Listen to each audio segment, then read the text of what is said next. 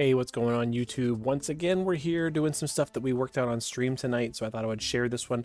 Had a request to work on Scorn of Ymir, in particular, we're going to be using a Reberta. Now, the person who requested this video did not or this clear did not have Reberta, so I offered to set up mine, and it's really not that difficult to gear Reberta for this particular fight, because it is an aquatic boss, and Reberta is naturally good at aquatic. It's also weak to fire, and Reberta is naturally good at doing fire.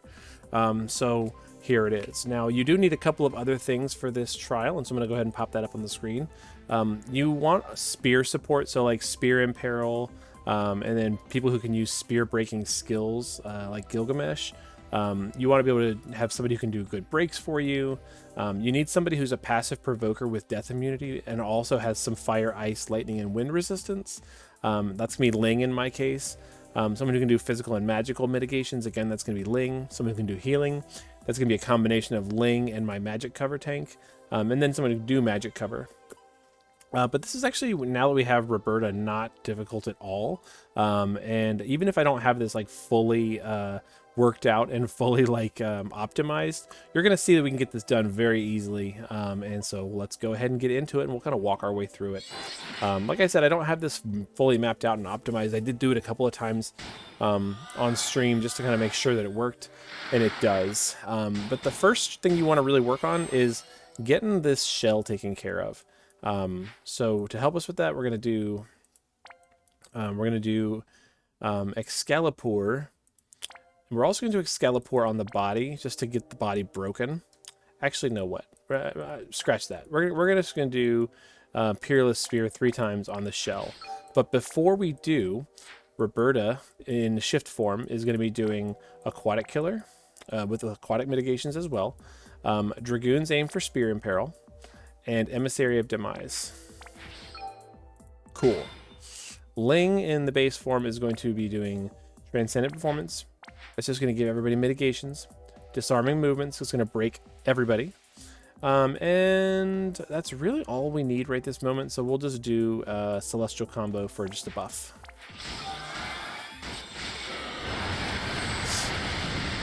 Between the buffs that we have, the breaks that are on the boss, because the boss is now broken, right? Between the buffs and the breaks, we do Gilgamesh usually does 10% per cast with his Peerless Spear, so we'll go ahead and do that, making sure we're targeting the shell. Elena here happens to be wearing a spear just so she can help contribute to spear breaking. This could be anybody who chains with Gilgamesh. This could be anybody. Just give him a spear. She's not even doing that much. There we go. Did only 3%, so it's whatever. And then our tank is just going to keep the cover going and use Lagoon Shell for mitigations. I'm not using my Provoke skill because I don't want to take Provoke away from Ling.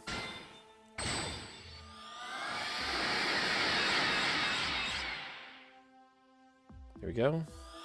Hides in the shell, covers the body. Snail Roller does significantly less damage because of the breaks and the mitigations and stuff like that. There we go. Now, on this turn, Gilgamesh is again going to do Peerless Spear. But before we do, Reberta is going to triple and do Inferno Breath, support from the skies for a better buff. And just do a charging raid just to hit the boss a little bit. So we'll do that first. There we go. And now we're at 65. Let's see how much it is this time. Still doing about 10. Did pretty good though. We're doing well. We're breaking the gauge. We're working the gauge down. And we'll go ahead and do more chaining.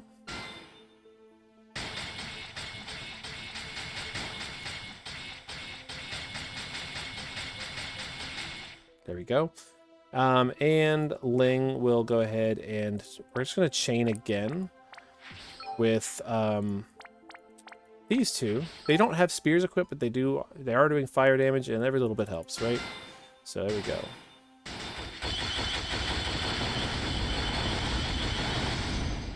There we go. Now we're at the spear is gonna be, or the shell's gonna be broken on turn 3, which is good. Okay. And we're gonna go ahead and, or yeah, it's gonna be broken on turn 3. So Gilgamesh can go ahead and do that. We'll do not sword. We'll do spear. Spear. Thank you.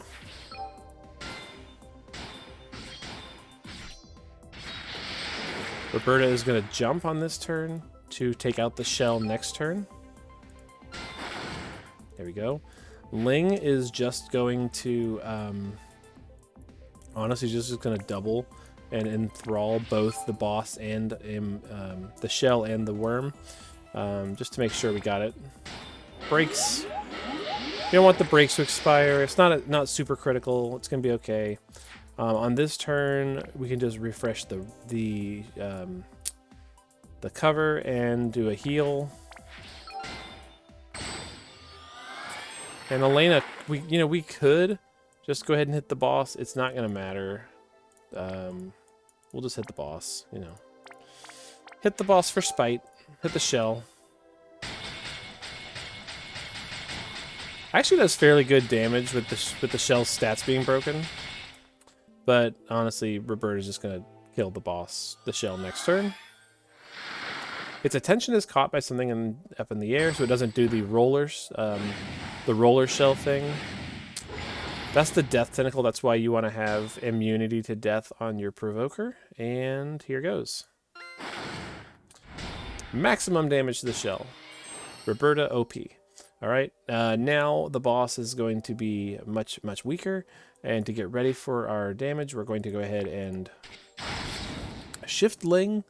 We're gonna refresh the fire support and just rally to get triple cast going. We're gonna cover again and don't even need healing. We'll just cover and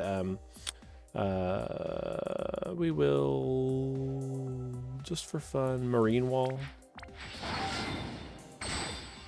Not really necessary. Gilgamesh will go ahead and do Excalibur on the boss and chain bolting strikes with Elena.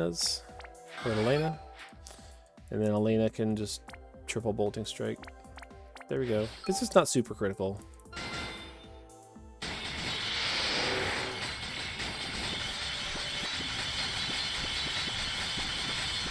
Here we are.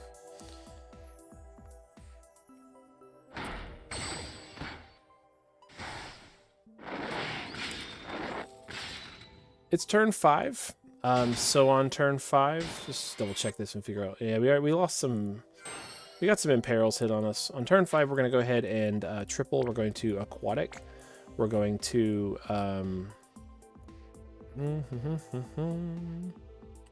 remove some stat. We're going to use aquatic. We're going to use dragon's blood to remove some status effects from the allies. There we go, and refresh fire amp.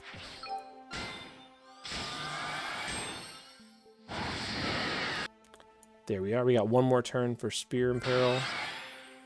Not a big deal. She should be looking good. Yeah, we're looking good. And Elena can we'll just chain on the boss. Not that critical.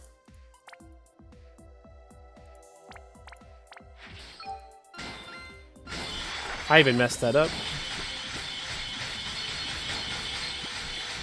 And it's still going to be okay. I meant to do a heal there. Instead, we're just going to heal with Ling. We'll just heal. We'll do Refreshing Twirl. And another Transcendent. There we are. Looking good now.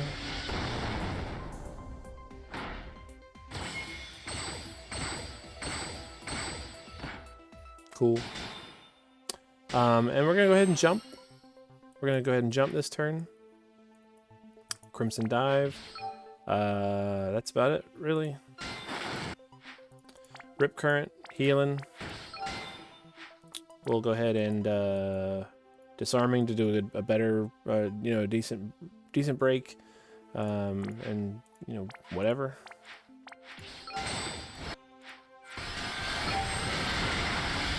They'll just hit the boss.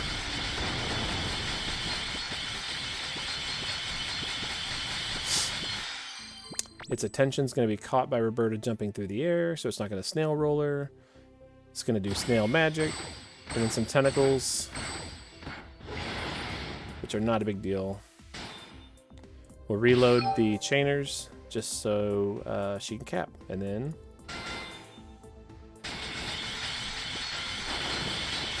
there she goes. So turn 7. Maybe not the absolute cleanest clear, but it got it done very, very easily.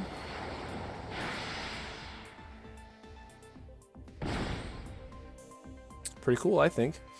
And it's all of the missions for that one. Doesn't show them, but we'll go ahead and show what they were. No KOs, 10 turns or less, party of 5 or less, and we completed it, so you get Man-Eater Sense. Very good. Reberta is awesome. And all those units are relatively old, except for Reberta, so if you've got a friend with a Reberta, that can be done very easily.